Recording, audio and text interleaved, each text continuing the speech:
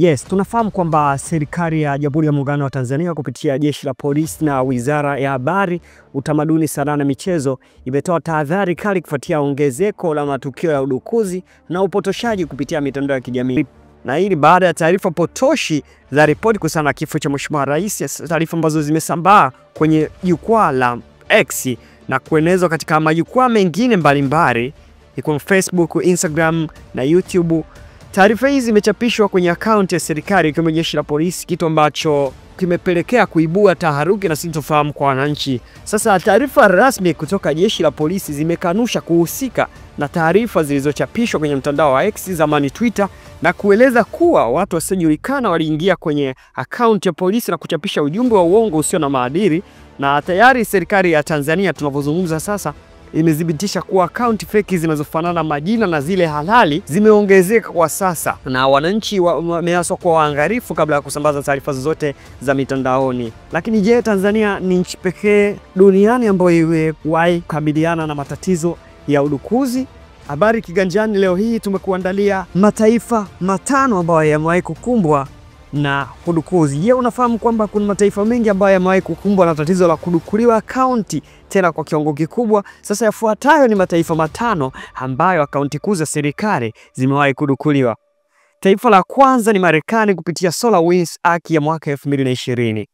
Udukuzi wa mitandao ulioitwa SolarWinds Hack ni mojawapo ya mashambulizi makubwa zaidi ya kimtandao, ikihusisha taasisi kadhaa za serikali ya Marekani kama Wizara ya Biashara, Hazina na Mambo ya Nje. Wadukuzi walitumia programu ya kampuni ya SolarWinds kuingiza virusi kwenye mfumo wa ndani. Tukio hili liliathiri pia kampuni binafsi zinahusishwa na serikali ya Urusi. Marekani pia ilichukua hatua za kidiplomasia na kiusalama kulinda mifumo yao. Marekani ilitangaza vikwazo dhidi ya Urusi na kufukuzwa wanadiplomasia 10 kama kisasi kwa kile ambacho Washington inasema kuwa uingiliaji wa Kremlin katika uchaguzi wa Marekani, shambulio kubwa la mitandaoni na serikali na shughuli nyingine za usalama. Ikulu ya White House ilisema vikwazo hivyo vile vinajibu shughuli za uhalifu wa mitandaoni dhidi ya Marekani na washirika wake, ikirejelea udukuzi mkubwa unaojulikana kama SolarWinds wa mifumo ya kompyuta ya serikali ya Marekani mwaka 2020.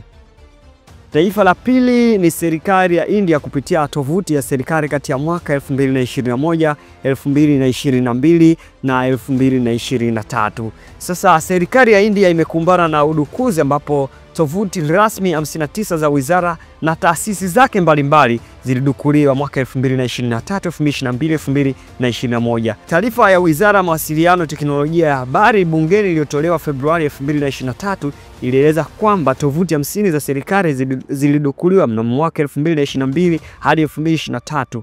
Hakijibu swali la bunge lililoulizwa na mbunge SPI Binvoy Viswan, waziri wa wizara hiyo Ashwini Vishwan alisema kuwa kulingana na taarifa zilizoripotiwa na kufuatiliwa na timu ya kukabiliana na uhalifu mitandaoni ya India, SEL team, jumla ya tovuti 59 za wizara 42 ya idara ya serikali kuu ya serikali za majimbo zilidukuliwa katika mwaka 2020, 2021 na 2022.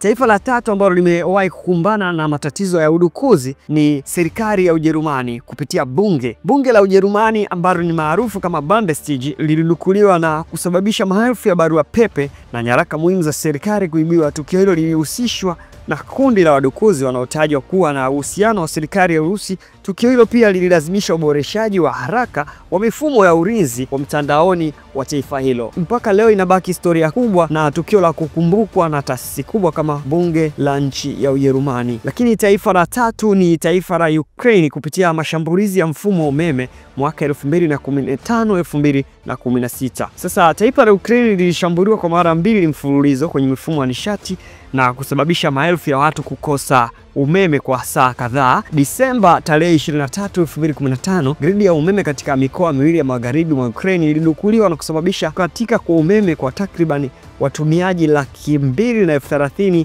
nchini Ukraine kwa saa 6. Shambulio hilo lilitokea wakati wa vita vya wakati huo kati ya Urusi na Ukraine na inahusishwa na kundi la Urusi lenye tishio sugu linalojulikana kama Sandown. Hii ilikuwa ni mojawapo ya mashambulizi ya kwanza ya kihistoria ambapo udukuzi ulileta madhara ya moja kwa moja kwa huduma muhimu za umma.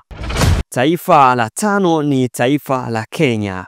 Bwana, kutoka hapa kwa majirani zetu kusini tu hapa Kenya. Taifa la Kenya mnamo mwaka 2023 serikali ya Kenya ilikumbwa na mashambulizi ya mitandaoni yaliyolenga mifumo ya serikali ikiwemo eCitizen, jukwaa la utoaji huduma mbalimbali kwa wananchi. Tovuti hiyo ilikwama kwa siku kadhaa, hali iliyosababisha usumbufu mkubwa kwa wananchi. Serikali ya Kenya ilithibitisha kuwa kulikuwa na shambulio la mtandaoni, yani udukuzi kwenye mfumo wa eCitizen unaotumiwa na umma kupata huduma zaidi ya 5,000 za kiserikali. Huduma hizi ni pamoja na maombi ya hati ya kusafiria, pasipoti, utoaji visa za kielektroniki kwa wageni wanaotembelea nchini humo, utoaji wa leseni za udereva, vitambulisho vya rekodi za kitaifa na afya, bima.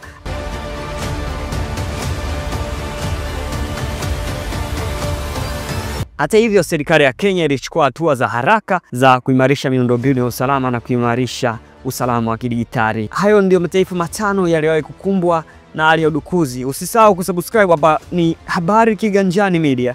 Hakikisha kwamba umesubscribe hapo chini kwa ajili ya kupata habari nyingine zaidi ambazo tunakuwekea hapa. Updates ni kwamba kila siku tunakuwekea makala kuhusiana na maarifa ya teknolojia, kuhusiana na habari za kisiasa za kimataifa na kitaifa, kuhusiana na makala na mambo mengine mengi. Usahau kubofya hapo chini sehemu iliyoandikwa subscribe ili uwe mtu wa kwanza kupata taarifa tunazokuwekea hapa. Mimi hapa ni Marcel, hii hapa ni Habari Kiganjani. Bye bye.